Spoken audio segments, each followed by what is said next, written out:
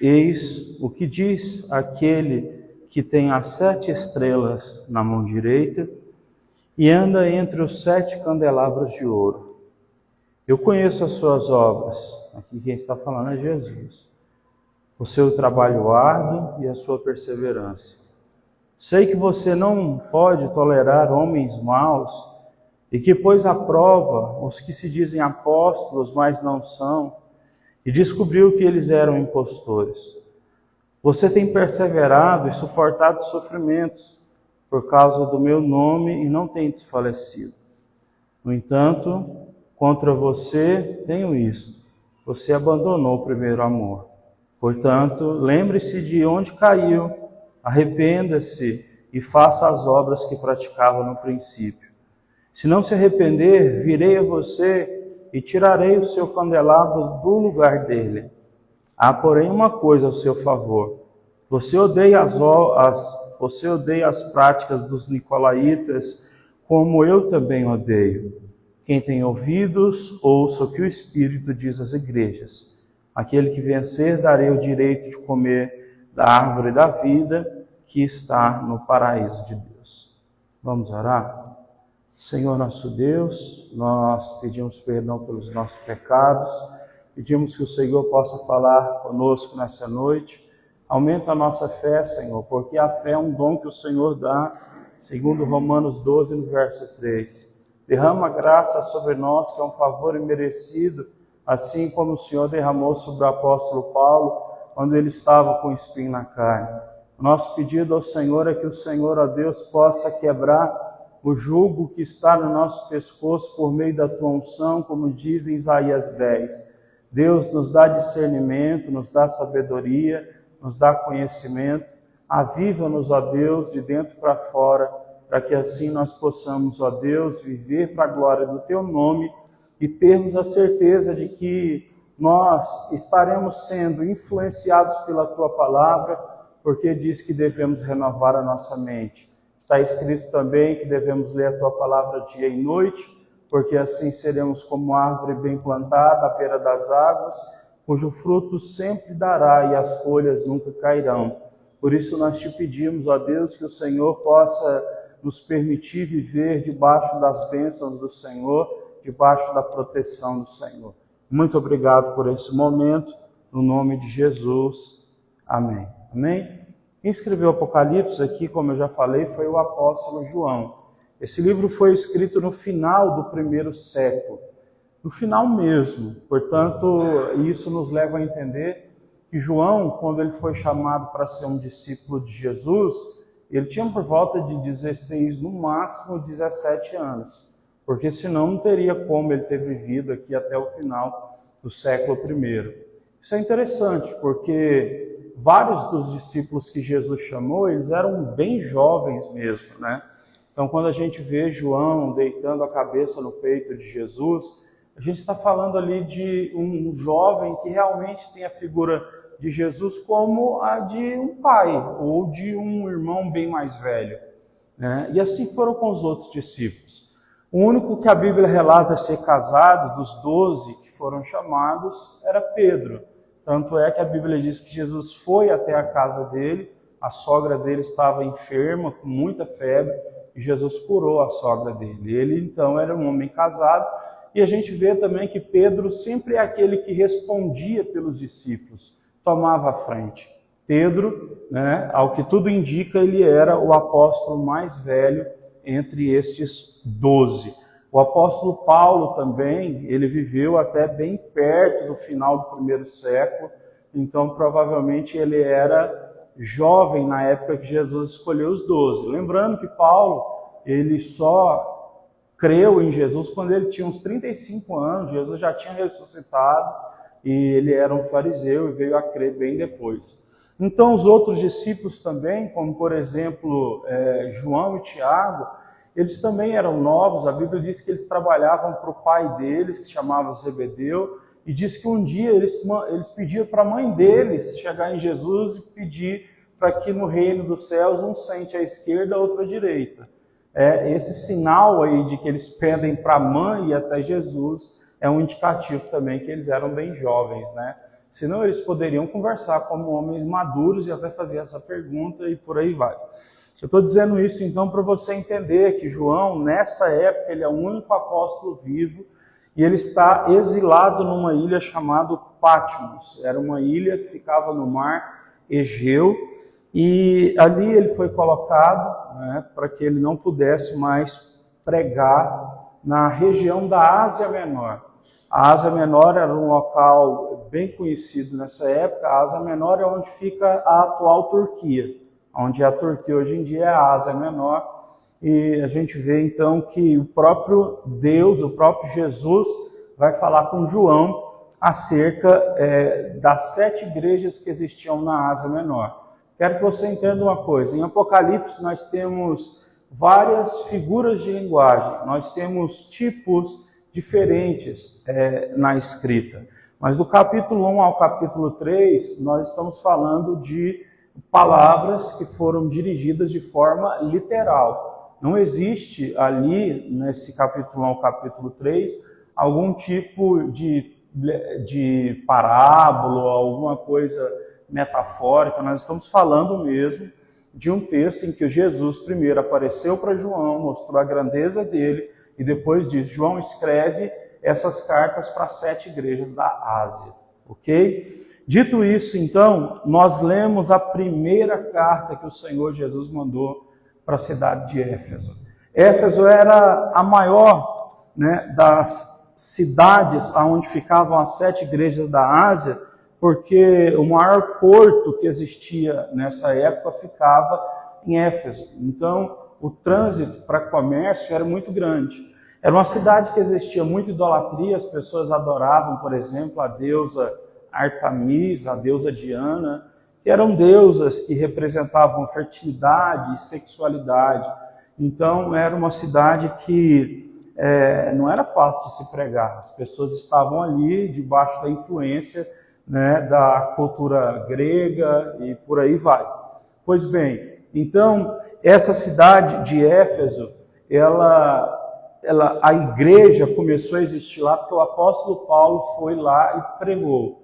Depois que o apóstolo Paulo pregou, uma igreja foi instituída. João, o apóstolo, passou por lá e foi pastor dessa igreja também. Timóteo, que era discípulo de Paulo, também foi pastor dessa igreja. Tíquico, que é um nome menos conhecido, mas que está na Bíblia, que foi discípulo de Paulo, também foi pastor nessa igreja. Então, a verdade é que Éfeso é a capital dessas outras igrejas que ficavam na Ásia Menor, e era de suma importância que ela ficasse de pé, que ela ficasse, então, fosse uma igreja saudável para repassar isso para outras igrejas. Lembrando que nessa época aqui de Apocalipse, os demais livros do Novo Testamento, eles já estavam sendo espalhados e lidos pelas igrejas do Novo Testamento, né, a partir de Atos capítulo 2. Então, evangelhos, cartas que Paulo escreveu, cartas que Pedro escreveu, elas já estavam circulando pelas igrejas, né, como sendo a autoridade para que eles pudessem seguir. O capítulo 2 ele é muito forte, porque na verdade Jesus ele começa se apresentando da seguinte forma: ao anjo da igreja em Éfeso. No capítulo 1 mostra que o anjo ao qual Jesus se refere é o líder da igreja. Ele fala dessa forma, então, se referindo ao líder. E ele diz assim: eis o que diz aquele que tem as 7 estrelas na mão direita e anda entre os candelabros. No capítulo 1, no verso 16, diz que os candelabros são as igrejas. E aqui Jesus está dizendo: eu sou aquele que anda no meio da igreja. Em outras palavras, sou eu quem estou no meio do meu povo, caminhando entre eles. Eles não fazem nada por conta própria. Eu estou ali no meio. E as 7 estrelas também é uma referência aos líderes dessas igrejas. Então Jesus está dizendo assim: eu tenho os líderes na palma da minha mão e eu tenho a igreja na palma da minha mão. Jesus está então olhando para Éfeso e dizendo assim: sou eu que mando na igreja, sou eu que mando nos líderes. Isso aqui ele está se dirigindo então para uma igreja de verdade. Éfeso era uma igreja de verdade e que tinha uma liderança verdadeira. Jesus estava dizendo então: essa liderança não faz o que quer não faz o que quer segundo o que der na vontade da cabeça deles. Eles são dirigidos por mim. Essa igreja, ela não é uma falsa igreja que foi criada para manipular as pessoas, para ter falsos apóstolos. É uma igreja que está nas minhas mãos. E essa palavra nos dá muita confiança, não é? Então, em todo lugar que você passar, em que a Escritura foi entronizada como palavra de Deus, você pode confiar que essa igreja é uma igreja que Jesus comanda ela e que Jesus comanda o líder da igreja. Então, o que vai diversificar igrejas falsas de igrejas verdadeiras é justamente a fidelidade bíblica. Se um líder não tem fidelidade à Bíblia, ele não tem fidelidade a Deus, porque a Bíblia é o testamento que Deus nos deixou. Então não há como, né, separar essas duas coisas. A fidelidade às Escrituras é fidelidade a Deus também. Então Jesus está dizendo, eu sou soberano, eu é que mando, eu dou a primeira palavra, eu é que dou a última palavra. Isso é muito importante, sabe por quê? Porque infelizmente muita gente para de ir na igreja. Porque diz, eu posso ter a minha vida sozinho, com Deus e tudo mais. Mas como que essas pessoas elas vão ser edificadas? O que a gente tem, né, como prova é que as pessoas, quando elas se isolam, elas não conseguem ter acréscimo de fé, acréscimo de graça, porque nós precisamos uns dos outros. Não dá para viver a fé cristã de forma sozinho. A gente vive num mundo onde nós somos influenciados pelos meios que nós estamos. Trabalho, convivência social, familiar. Então, assim, como que nós vamos viver, né, fora, né, de um local, como a gente não vai querer um local que pode nos influenciar a ter fé? E é por isso que a importância de você estar numa igreja saudável que valoriza a Bíblia. Porque ali você vai ser influenciado a viver como o que Paulo disse, que é a mente renovada pela palavra, entendendo o que Jesus prioriza e não o que outras coisas falam por aí. Jesus diz o seguinte para essa igreja, eu conheço as suas obras e o seu trabalho árduo e a sua perseverança. Sei que você não pode tolerar maus homens e que pôs à prova os que se dizem apóstolos, mas não são, e descobriu que eles eram impostores. Jesus, então, ele está parabenizando essa igreja por ela expor os falsos apóstolos e não acreditar neles. Eu, por exemplo, já tive várias pessoas que chegaram a mim e falaram assim, pastor, para de falar desse povo, dessa igreja, dessa pessoa, não vale a pena, prega a palavra. Olha, a Bíblia diz que nós devemos o quê? Nos opor a esses falsos apóstolos, a esses falsos mestres, para que assim as pessoas tenham clareza de onde está o erro. Então, você vê o apóstolo Paulo fazendo isso nas cartas. Judas, que tem uma carta pequenininha, não é o Judas que se enforcou, que traiu Jesus. Tem uma carta pequenininha de Apocalipse, em que ele escreve ali alguns versículos e ele está expondo os falsos apóstolos. Nós temos aqui em Apocalipse o próprio Senhor Jesus falando desses falsos apóstolos. Nós temos Jesus Cristo falando nos evangelhos, né, e expondo os falsos mestres da lei. Então, assim, as pessoas que dizem, não devemos falar mal, né, de tal pessoa, de tal líder, a Bíblia fala o contrário, manda a gente expor. Jesus está parabenizando essa igreja por ela dizer, esses caras são falsos apóstolos. Essas pessoas, elas não seguem o que nós seguimos. Então a gente tem que entender isso. Então existem vários lugares que se chamam igreja, que tem lá na porta, lá igreja, ou church, como é a moda hoje em dia, né? Que não são igreja, gente. Simplesmente porque essas pessoas, elas não seguem a palavra. Elas inventam um monte de coisas, certo? Um monte de campanhas, manipulam as pessoas, mentem para as pessoas, né? Elas usam o medo para tentar tirar dinheiro das pessoas. Então, assim, é um caos, é uma vergonha, certo? O que está acontecendo nos dias de hoje, e nós não precisamos ter receio em falar disso, porque o próprio Jesus parabenizou essa igreja dizendo, olha, eu tenho uma coisa a favor de vocês. Vocês não aceitam esses caras aí que se dizem apóstolos, mas na verdade são falsos. Então é de suma importância que a gente saiba diferenciar uma igreja de uma falsa igreja. Então eu estou te dizendo, palavra. A Bíblia diz que tinha um grupo de pessoas na cidade, que chamava Bereia, e tudo que pregavam lá, eles iam conferir nas Escrituras. A gente precisa conferir nas Escrituras se é verdade ou não é. Porque se não é, você não tem que seguir, certo? Tem igrejas que as pessoas elas têm medo de o quê? De confrontar o pastor quando ele não prega algo bíblico, porque o pastor diz assim, eu sou ungido de Deus, você vai se levantar contra mim? Ungido uma ova, certo? Se alguém fala coisas que estão fora da palavra de Deus, você pode chegar assim e dizer, olha, isso aqui eu não entendi, não está na Bíblia, como é que funciona? Ele vai tentar te oprimir, dizer que você não pode o quê? Se levantar contra ele, criticá-lo, e essas bobeiras todas, mas na verdade nós somos chamados sim para dizer o que é certo e o que é errado. Então é por isso que a palavra de Deus, dentro de uma igreja que prega as Escrituras, ela vai te levar a buscar ter senso crítico. Todo lugar, gente, né, que é saudável, nunca vai deixar você preso a uma ideia que você não pode questionar. Entenda isso. Todo lugar que incentiva o seu senso crítico, o seu senso de entendimento, de você poder então avaliar, isso é um lugar bom para você estar. Porque você então pode pensar, e nós fomos chamados para pensar, Deus nos deu uma mente, Deus nos deu capacidade de avaliação, Ele deu um dom espiritual que chama discernimento. Então, faça sempre isso, consulte as Escrituras e não aceite as coisas passivamente, né, como se você estivesse honrando, né? O líder vai, não, você está me desonrando porque está me questionando. Não, você está questionando o que ele ensina.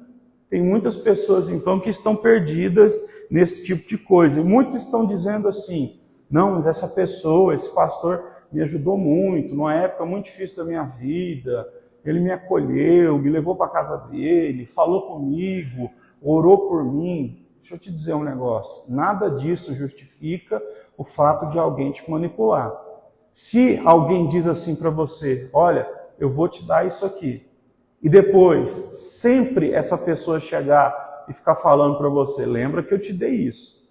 Isso aí não vale a pena, tá? Isso aí é extorsão, ok? Se alguém te deu alguma coisa, é seu e não cobra mais. Agora, o que esses caras fazem? É o quê? Eu fiz por você, te ajudei, sei lá o quê. Ninguém tem direito de falar isso, ok? É óbvio que a gente pode passar na vida por coisas que as pessoas vão ser ingratas conosco, que nós fizemos de coração. Mas se você fez de coração, você o fez, né? E se há alguma mágoa no coração, ore diante de Deus e diz, Senhor, me ajuda a perdoar. Mas não aceite ninguém, isso não só na igreja, não aceite ninguém que te dá alguma coisa e que depois sempre fica cobrando de você. Mas quando você precisou, eu fiz isso. Isso é uma maneira de escravizar as pessoas. Existem muitas pessoas que estão escravizadas, inclusive até por pai e mãe nesse sentido. Tem gente que não consegue se desenvolver na vida, se desvincular de pai e mãe para ter a sua família, para crescer, porque sempre tem o pai e a mãe para dizer, mas eu fiz por você, eu que estive com você. Então, às vezes, esse homem nunca vai conseguir amar a sua esposa, em primeiro lugar, essa mulher nunca vai conseguir amar o seu esposo, em primeiro lugar, porque sempre tem a questão da mãe ali por trás, certo? Então, é fundamental que a gente entenda que nada pode nos prender. Qualquer coisa que esteja, de alguma forma, você está crescendo, evoluindo, e você nota que há dentro, na sua perna uma espécie de coisa que te puxa para baixo, uma corrente, isso aí está errado. É orar a Jesus, é o que Jesus disse, conhecereis a verdade e a verdade vos libertará. Então, líder religioso nenhum pode prender a gente, por mais que ele tenha sido um paizão para você, isso ou aquilo, não justifica. Se você aceitar ficar preso nisso, a sua vida não vai andar. Nada, nem a vida espiritual, nem a sua vida profissional, nem a sua vida emocional, nem a sua vida intelectual, nada anda na vida de uma pessoa que se deixa prender por causa de esmola de pastor que fica dizendo, eu te ajudei quando você precisou, isso e aquilo. Não, vou dizer por mim. Eu já fiquei chateado com algumas pessoas que estavam na igreja, não visitantes, pessoas que estavam na igreja, sabe? Ajudando a igreja, e que a pessoa simplesmente pelo WhatsApp disse: não vou mais na igreja, estou indo para outra igreja. Eu já fiquei chateado, porque eu achei que pelo WhatsApp é muito ruim isso, né? A pessoa poderia conversar pessoalmente. Mas o que eu fiz? Eu nunca cobrei ninguém. Nunca ninguém falou que não ia vir mais na igreja, porque vai em outra igreja. Eu nunca disse para a pessoa: você vai se arrepender, a sua vida não vai andar. Nada, sempre pois bem, Deus te abençoe, que tudo dê certo para você. Mesmo que no momento seja alguém que eu me sinta magoado, porque eu acho que eu fiz alguma coisa para a pessoa, né? Mas, não, teve pessoas que eu já preguei, a pessoa foi para a igreja, que eu tive a oportunidade de batizar a pessoa nas águas, eu tive a oportunidade de fazer o casamento da pessoa, eu tive a oportunidade de apresentar os filhos da pessoa a Deus, e simplesmente a pessoa mandou uma mensagem no WhatsApp dizendo: não, eu não vou na igreja, nós estamos saindo, estou indo para outra igreja. É difícil? Mas eu não vou cobrar ninguém, porque cada um é responsável pela sua própria consciência, e pastor nenhum, líder nenhum, ninguém tem poder ou ninguém tem essa autoridade para dizer: e quando eu fiz por você? Não é uma boa pessoa quem age dessa maneira. Pois bem, o texto vai continuar dizendo o seguinte. Aqui está uma dificuldade muito grande. Primeiro verso 3. Você tem perseverado e suportado sofrimento por causa do meu nome e não tem desfalecido. Porque fazer isso, sabe, confrontar o que é errado, traz certo tipo de sofrimento e desfalecimento, que no caso seria desânimo. Porque, pensa, a gente falar de uma igreja que tem 5.000 pessoas e que estoura, que explode, é difícil. É difícil você dizer: ali tem um erro, ali tem um engano, esse ensino é errado. Por quê? Porque vai haver muita oposição contra nós, né? Quando Jesus falava que os fariseus estavam errados, era muita oposição. Ele era um homem, no sentido de que ninguém acreditava que ele era Deus ali entre os fariseus. Eles achavam que Jesus era um enganador. Então, assim, quando Jesus ia contra eles, era muita pancada que Jesus tomava. Então, falar que existem lugares errados, dependendo do tamanho dessa pessoa, você vai tomar muita pancada. Então, assim, eu já tomei muita pancada falando de certos lugares que não são igreja e que estão mentindo para as pessoas. Então, é muito ruim isso. Mas Jesus, ele está ainda parabenizando a igreja. Só que o verso 4 talvez seja um dos versos mais fortes da palavra de Deus. E Jesus então vai repreender essa igreja dizendo assim: no entanto, contra você, igreja de Éfeso, eu tenho isso. Você abandonou o seu primeiro amor. Olha o que Jesus está dizendo. Ele diz assim: vocês sabem quem são falsos apóstolos, vocês sofrem para tirar esse povo do meio de vocês, vocês não aceitam essa raça que fica tentando enganar o povo, mas tem uma coisa: vocês não fazem isso porque me amam em primeiro lugar. Isso aí ficou lá no passado. Então, é possível a gente ter uma coisa que se chama ortodoxia, que é a forma certa de crer em Deus, mas nós não temos mais fervor. É possível nós termos Deus na mente e não termos mais Deus no coração. Então, quando o texto diz que o Senhor Jesus falando: vocês perderam o primeiro amor, isso mostra para nós que é possível nós estarmos fazendo coisas certas, mas mesmo assim estarmos sendo reprovados por Jesus. Então, por exemplo, você vai olhar para a história de Davi e vai ver que Davi, ele, quando pecou, quando ele mandou matar um homem, colocou lá o marido de Betseba, e depois pegou Betseba como esposa, numa estratégia muito maligna, manipuladora. Depois disso, quando o profeta veio e disse a ele que ele era um homem que tinha cometido pecado, ele vai fazer uma oração a Deus, está no Salmo 51 e também no Salmo 32, pedindo assim: Senhor, eu pequei contra ti, só não tire de mim o teu espírito e a tua presença. Porque o profeta tinha dito para ele que a família dele ia sofrer para sempre por causa desse pecado que ele cometeu. Mas a oração que ele faz é: Senhor, não tire de mim o teu espírito e a tua presença. Davi era um homem que estava acostumado a andar com a presença de Deus desde bem novo. Com 17 anos cuidando das ovelhas, ele era um homem que tinha inspiração para o quê? Fazer salmos e adorar o Senhor. Ele era um homem que tocava a harpa para a glória de Deus, para que um espírito imundo, um demônio, largasse Saul, e Saul ficava atormentado. Davi, ele foi um homem que ganhou várias batalhas porque Deus estava do lado dele. E quando Deus disse a ele: a sua família vai ser punida para sempre por causa do seu pecado, ele não disse assim: Senhor, tem misericórdia, salva a minha família. Não. Ele pediu: Senhor, não tire de mim o teu espírito e a tua presença. A coisa mais importante que existe nessa vida é amar a Deus. Isso é a coisa que não pode faltar na nossa caminhada, certo? Porque não amar Deus em primeiro lugar é o princípio de tudo de ruim que pode acontecer com a gente. Você pode ser um bom homem, uma boa mulher, você pode ser um bom trabalhador, uma boa trabalhadora, você pode ser até um bom pai, uma boa mãe. Se você não ama Deus, as coisas não vão funcionar para você. Porque o amor a Deus é o princípio de tudo que realmente é bom que você possa passar para as pessoas.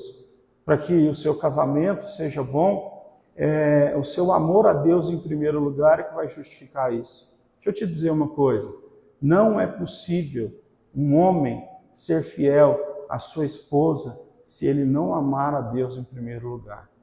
Eu digo isso porque Deus é a essência de tudo. Se eu não amar Ele em primeiro lugar, se eu não sou fiel a Deus, eu não sou fiel a mais ninguém. Essa é a verdade. É isso que a Bíblia nos mostra. Por exemplo, nos livros do Antigo Testamento, todos mostram que o adultério que Israel cometia, que era quando eles adoravam falsos deuses, começava primeiro quando eles abandonavam a Deus.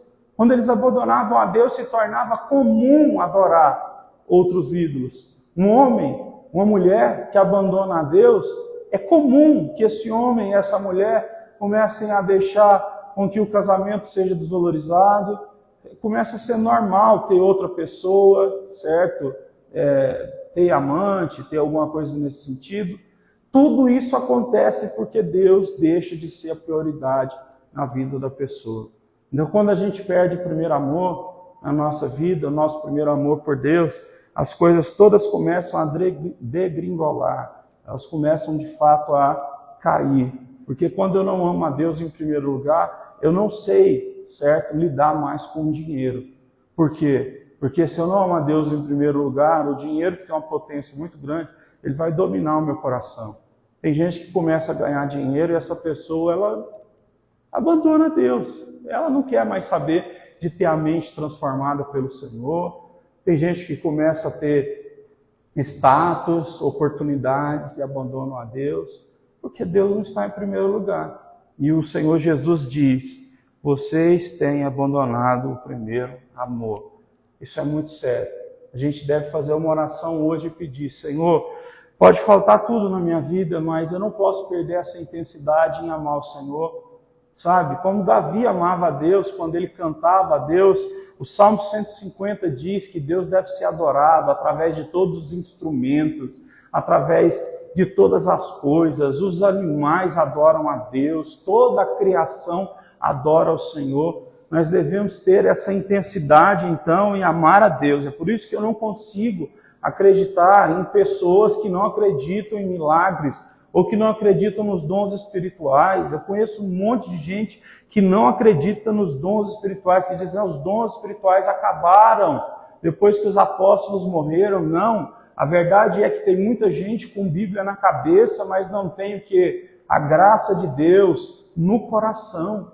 E é muito importante que isso volte a acontecer conosco, porque nós podemos fazer tudo certo, mas sem ter, a essência básica, que é amar a Deus. Olha, na verdade o Senhor, depois disso, ele vai continuar elogiando essa igreja. Mas eu vou te dizer como termina. O verso número 5 diz assim: portanto, Lembre-se de onde você caiu e se arrependa, e faça as obras que você praticava no início.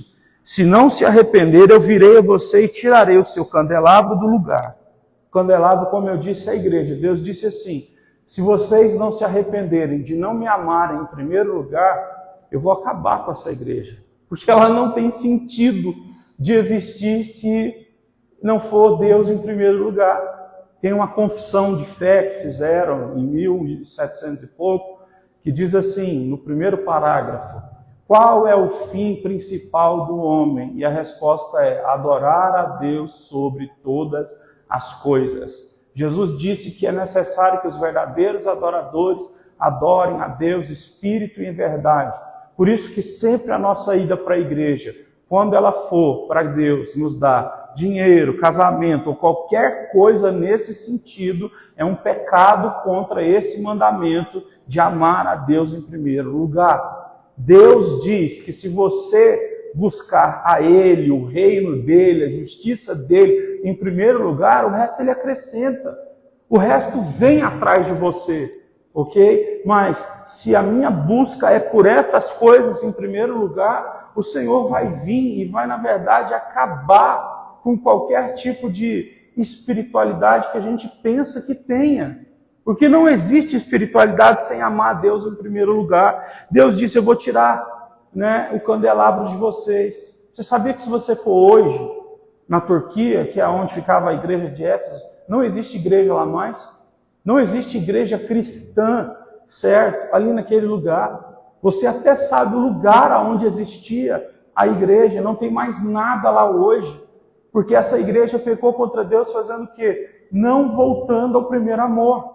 Em Provérbios diz assim, que nós devemos voltar aos marcos antigos, os marcos antigos que nos foram apresentados, ensinados, devemos voltar até eles, que é o do amor a Deus, porque senão, de fato, a gente não tem sentido de buscar Deus e nem de esperar nada de Deus, porque a maior coisa é adorar o Senhor.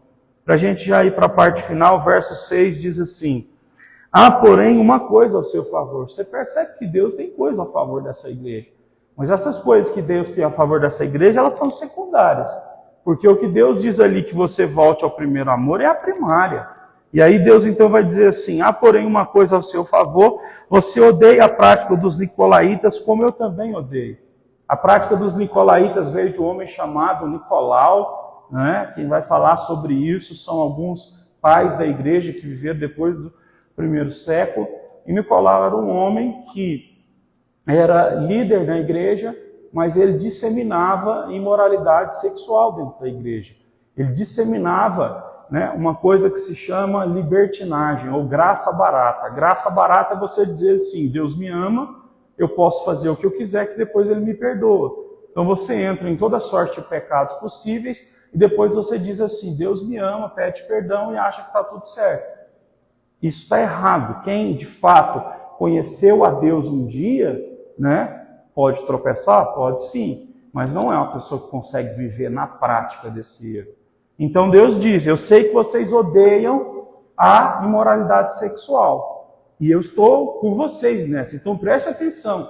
Era uma igreja que o quê? Que odiava falso profeta e falso apóstolo. Era uma igreja que odiava libertinagem sexual. Você lembra que lá na igreja de Corinto, Paulo, ele disse assim, que tinha um rapaz lá que estava dormindo com a esposa do pai. No caso, com a própria madrasta. Paulo falou assim: não se arrependeram, joga eles para fora da igreja. Isso se chama disciplina eclesiástica, que é quando existem pessoas que insistem em ficar dentro da igreja, mesmo assim mostrando para todo mundo que eles estão vivendo uma vida assim bagunçada, igual no caso, esse cara dormia com a mulher do pai, ia lá, e o pai e a mulher iam para a igreja, confusão, tem doido. O que acontece? Paulo diz: chuta esse povo para fora da igreja, porque talvez lá, Paulo diz assim, talvez lá fora Deus tenha misericórdia, porque talvez Satanás destrua o corpo deles, mas eles possam se arrepender dentro da alma. Paulo falou isso. Jesus falou isso em Mateus 18, que quando alguém pecar, primeiro chega individualmente nessa pessoa, diga a ela, se ela não aceitar, chame mais uma testemunha, se não aceitar, chame mais né, duas testemunhas apresentando para a igreja. Por isso que o texto lá diz assim: e tudo quanto vocês ligarem na terra será ligado no céu. Lá está falando sobre desligar uma pessoa da igreja. É quando alguém faz algo errado e essa pessoa não aceita, certo? Esse algo errado, então ela é disciplinada dessa forma. Então, nós podemos estar fazendo coisas certas, mas faltando a principal essência, que é amar a Deus acima de tudo. O último versículo diz o seguinte: quem tem ouvidos, ouça o que o Espírito diz à igreja.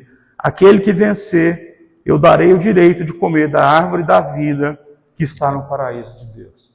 Você sabe que aonde nós vamos morar, que é no novo céu e na nova terra, a nova Jerusalém, lá vai haver novamente a árvore da vida. A árvore da vida é o quê? Quando Deus criou Adão e Eva e criou o jardim, Deus disse assim: comam de todas as árvores, porque elas são de vida. Mas tinha uma árvore que não poderia.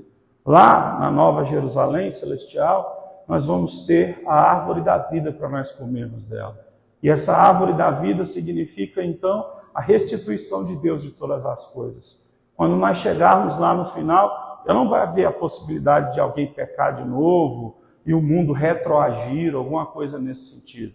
Não, lá nós vamos ter a oportunidade de viver e de fazer tudo que Adão tinha que ter feito no começo. Então a raiva que alguns têm de Adão, não vão sentir lá no céu, porque vão poder participar dessas mesmas obras que ele participou. Deixa eu te contar um negócio, talvez você não saiba disso, para você ver como que as igrejas ensinam errado. Tem gente que está aqui que frequenta a igreja há mais de 10 anos. Você sabe que nós estamos agora vivos, e Jesus não voltou pela segunda vez. Se eu e você morrêssemos agora, nós iríamos para o céu. Nós estaríamos ali com Deus, com Cristo, mas somente a nossa alma, o nosso espírito, estaria ali com Deus. Todavia, quando acabar este tempo, no sentido de Jesus voltar pela segunda vez, né, destruir o anticristo, o falso profeta, o diabo, acontece que então, né, os céus serão renovados e a terra também será renovada. E nós então moraremos num lugar que se chama a Nova Jerusalém. A Bíblia diz que ali haverão animais, diz também que não haverá mais dor, choro, tristeza, pecado.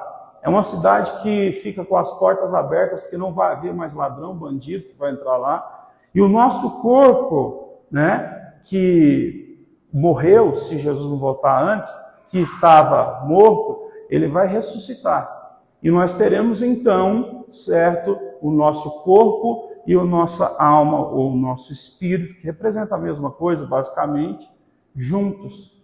E nós então estaremos para sempre com Deus. Esse corpo, ele será imortal, porque ele é transformado segundo o corpo de Jesus, que ressuscitou. Mas nós estaremos morando num local em que os céus e a terra foram renovados. Ali diz, por exemplo, que o leão e a ovelha, eles estarão juntos, brincando. Não vai haver mais esse tipo de coisa, de cadeia alimentar. Lá nós vamos estar sempre banqueteando com Cristo.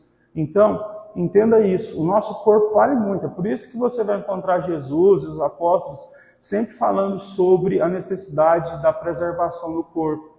Você vai dizer: pastor, tem gente que morreu tanto tempo que não tem nem osso mais. Não tem problema, Deus há de ressuscitar o corpo e nós estaremos sim com o nosso corpo na presença do nosso Deus. O corpo vale, na vida da fé, na vida cristã, ele vale. Então, não é que nós, se a gente morrer agora, a gente vai para um estado intermediário. Não, nós estaremos esperando Cristo, certo, consumar a sua obra, para que a gente então possa estar na Nova Jerusalém. Mas se a gente morrer hoje, a gente já vai desfrutar da grandeza de Deus, do poder de Deus, já não vai haver nenhum tipo de dor, e nós vamos estar lá para sempre. Entende isso? Isso é maravilhoso por demais, porque o nosso Deus, ele nos ama. Então, é como Jesus diz aqui, né? Se você tem ouvidos para ouvir, ouça, porque você vai comer dessa árvore da vida que está no paraíso de Deus. Para isso acontecer, a gente precisa voltar a amar a Deus. Então, qual é a sua principal dificuldade hoje? Eu encerro por aqui. Hoje eu vi um vídeo onde o rapaz dizia assim: se você tem um problema de saúde, você tem um problema. Você precisa ir atrás para arrumar isso aí. Mas se você acorda sem um problema de saúde, você não tem problema. Você pode dar graças a Deus e você pode se levantar e você pode fazer tudo que tem que fazer. Não importam as preocupações, as ansiedades, tudo isso você pode deixar aos pés de Deus. Essas coisas, na maioria das vezes, elas são superdimensionadas, a maioria dessas coisas nem vão acontecer. A maioria desses problemas, eles podem ser remediados, eles podem ser evitados, e nós então podemos nos levantar e fazer as coisas. Mas nós ainda muitas vezes continuamos sofrendo muito porque não temos certas coisas. Eu sei que a gente precisa de coisas, e a Bíblia diz assim: se Deus deu Jesus Cristo como Filho, será que porventura Ele não vos dará todas as outras coisas? Se Deus deu Jesus e você precisa de alguma coisa, será que Deus não vai te dar? É claro que Ele vai te dar. A questão é, tenha calma, espera, não é no nosso tempo, Deus sabe o que Ele está fazendo. Descansa o coração no Senhor. Deus sabe muito bem como nos abençoar, porque Ele nos ama. Você pode se colocar de pé para a gente fazer uma oração? Essa oração, por favor, ore: Senhor, me ajude a viver o primeiro amor. Porque eu sei que se eu viver esse primeiro amor, o resto vai acontecer. Como diz em Deuteronômio, você não precisa correr atrás das bênçãos, só as bênçãos vão te seguir. Se você ama Deus, você vai fazer tudo certinho. Se você ama Deus, você vai cuidar da família, trabalhar direito, vai fazer tudo direito, vai cuidar do seu corpo direito, tudo vai dar certo. Então não precisa ficar igual louco correndo atrás de bênção. Vamos orar e pedir isso ao nosso Deus. Senhor, nosso Deus e Pai, eu quero orar a Ti nesse dia de hoje e pedir que o Senhor possa restaurar o nosso coração, restaurar o primeiro amor. A vida, Senhor Deus, coloca sobre nós muitas coisas, o desejo por muitas coisas. Mas a coisa principal, como disse o Senhor Jesus, o primeiro mandamento, é amar Deus acima de todas as coisas, com toda a nossa força, alma e entendimento. Dai-nos essa graça para voltarmos a adorar o Senhor de coração. Nós nos lembramos daqueles dias em que nós estávamos dentro do carro e nós tínhamos o desejo de ligar os louvores e íamos, ó Deus, pelo trajeto que nós estávamos cantando ao Senhor. Eu posso me lembrar, ó Deus, dos dias que eu ia para a escola a uma certa distância a pé e com aquele celular, aqueles celulares antigos, colocava louvores e ouvindo louvores pelo caminho. Senhor, que o Senhor possa trazer ao nosso coração esse mesmo desejo que existiu um dia, talvez tenha passado, talvez tenha ficado lá atrás. Aquele mesmo amor que nós tínhamos pelo Senhor, que nos fazia servir a igreja, ter amor pela igreja, ter amor pelo ministério da igreja, ter amor pela pregação da igreja, pelos necessitados. Coloca de novo em nós, ó Deus, este amor. Não nos deixe perder, ó Deus, essa essência. Nós não queremos viver a Jesus Cristo só na cabeça. Nós queremos que Jesus incendeie o nosso coração.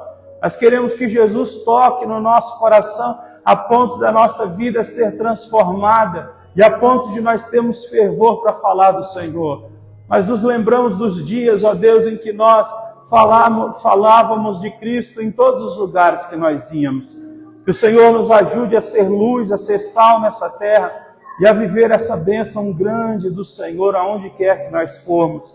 Obrigado por essa palavra. Obrigado por nos relembrar que o Senhor é aquele que restaura. Restaura em nós não somos perfeitos.